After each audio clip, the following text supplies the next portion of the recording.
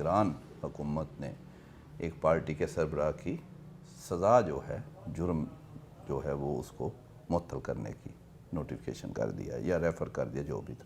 دیکھیں جی، میں نگران سیٹ اپ تو سمجھتے نہیں ہوں۔ اب نگران ہوتا ہے جو 90 ڈیز کے لیے ہو، یہ نگران سیٹ اپ تو نہیں ہے، یہ تو اب نون لیگ کا سیٹ اپ ہی آپ کہہ لیں۔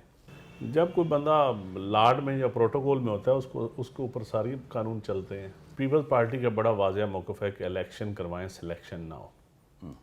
ہم کسی ایک جماعت کے خلاف نہیں ہیں کہ ہم کوئی نون لیگ کے، میں سمجھتا ہوں کہ اس حالت میں جانے کے بعد بھی اگر آج بھی ہم اس ملک میں سچی بات نہیں کریں گے یا ہم فری اینڈ فیئر الیکشن کی طرف نہیں چاہیں گے، ہم وہی پروجیکٹ چلاتے رہیں گے جس طرح ہم اس سے پہلے اسلامی جمہوری اتحاد سے لے کے عمران خان تک کا پروجیکٹ چلے، تو ہم جب بھی دور گزر جاتا ہے تو پھر ہم سلیکٹرز کو کیسے کیسے القابات سے پکارتے ہیں۔ پروجیکٹ نماشی تو واضح نظر آ رہا ہے جی اس وقت۔ اب گراؤنڈ پہ آپ ہمارے علاقوں میں بیٹھے ہوئے آپ جا کے دیکھ لیں، ہر آفس میں ہر دفتر میں چلے جائیں تو لوگوں کو واضح ہدایات ہیں، اور ان حالات میں جمہوریت کی خدمت نہیں ہوگی، نہ ملک کی خدمت ہوگی۔ لیکن جی میرے خیال میں میاں صاحب اتنے سینئر آدمی ہیں وہ، اور ان کو اب انہوں نے ایک جماعت بنائی تھی، پہلے میں ڈکٹیشن نہیں لوں گا سے لے کر ووٹ کو عزت دینے کے سفر تک، تو اب واپس میرے خیال ہے ضیاء الحق کی جماعت بننے جا رہی ہے۔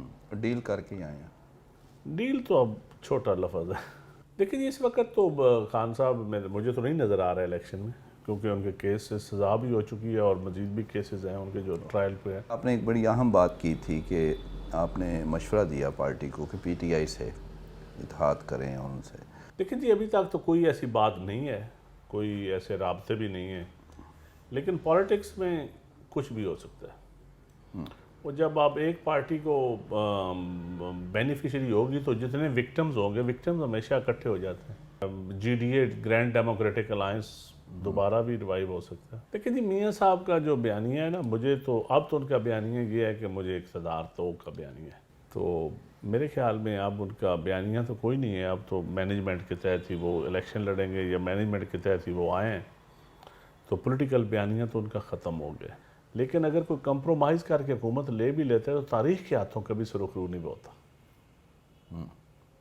تاریخ میں سرخرو ہوتا بھی ہوتا ہے بندہ جب عوام کے مینڈیٹ پہ آپ حکومت ملتی ہے، ادروائز کبھی آپ کو سلیکٹر کہا جاتا ہے، کبھی آپ کو کسی ڈکٹیٹر کی باقیات کہا جاتا ہے، کبھی کچھ لقبات دیتے ہیں۔ تاریخ کے ہاتھوں میرے خیال میں اپنے بڑھاپے میں وہ سرخرو نہیں ہو کر جائیں گے جس طریقے سے وہ آ رہے ہیں۔ اب آپ لیول پلینگ فیلڈ نہیں دیں گے، بازو مروڑ پالیسی کے تحت آپ آئیں گے اور سسٹم کو ہائی جیک کر کے یا سسٹم کو وکٹمائز کر کے کچھ جماعتوں کو، تو پھر political class free and fair ماحول نہ ملے ان کو، تو پھر کس کو، جس کا بھی اقتدار آئے گا اس کو سلیکٹڈ ہی کہا جائے گا، الیکٹڈ تو نہیں کہا جائے گا۔ اچھا، فضل الرحمان صاحب نے جو ملے ہیں پی ٹی آئی والے، تو انہوں نے ایک نماز کرا دی ہے اور تصویر اور ویڈیو بنا کے، تو وہ پی ٹی آئی والے بڑے پریشان ہیں اور مولانا اس کو استعمال کر کے، یہ کوئی ضرورت تو نہیں میرے خیال میں جی، میں تو پولیٹیکل ورکر ہوں، میں تو سمجھتا ہوں یہ خوش آئند چیز ہے۔ پی ٹی آئی سے آپ کا ڈائلاگ کب ہوگا؟ یہ سی پچھلی میں بات تو ہوئی تھی نا؟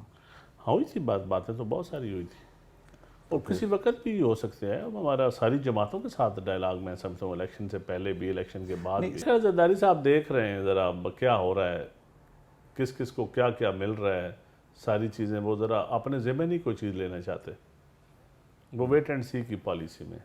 یہ اب ہم تیزی کریں گے نا تو پھر لوگوں کو یہ جو بیانیہ نون لیگ دیتی ہے کہ پیو پارٹی ڈیل چاہتی ہے، اقتدار میں حصہ چاہتی ہے، ایسی بات نہیں ہے۔ ہم چاہتے ہیں کہ اقتدار بھی ملے تو عوام کے ووٹوں سے ملے۔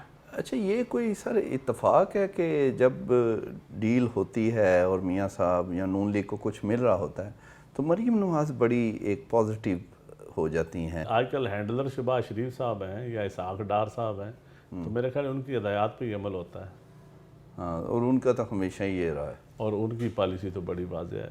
وہ دو سینئر سیاستدان ہینڈلر ہیں اس وقت ان کے، تو ہینڈلرز نے آگے بھی ہینڈلر کو جواب دینا ہوتا ہے۔ اسٹامپ شہباز شریف صاحب نے اسٹامپ دیا تھا نا، جی جی، تو وہ اسٹامپ صرف جانے کا نہیں تھا، واپس لانے کا بھی اور سنبھال کے رکھنے کا بھی تھا۔ اچھا، اس وقت شہباز شریف کی مانی جا رہی ہے؟ میرے خیال ہے گرنٹر وہی ہوں گے۔ वही गारंटर है, कोई इंटरनेशनल गारंटर तो कि मियाँ साहब ने जो आने से पहले इंटरव्यू दिया था ऐसा नहीं देंगे दोबारा। लेकिन मियाँ नवाज शरीफ जो है ना, वो जब इलेक्शन कैंपेन हो या इलेक्शन के बाद हो, जो हालात नॉर्मलाइज होंगे तो वो बड़े इस मामले में उनका कॉन्सेप्ट मेरे ख्याल में क्लियर हो जाएगा, फिर वो खुल के खेलेंगे। क्या? जो भी उनके इरादे हैं, जो उनके इससे पहले वो ऐलान कर चुके हैं, अच्छा, उनका बस चला तो वही काम करें। यानी आपको लगता है एक बारी बन जान वज़ीर आज़म फिर देख लैंड के सारे अनुवारी मेरे ख्याल में तो उनकी नेचर नहीं चेंज हो सकती।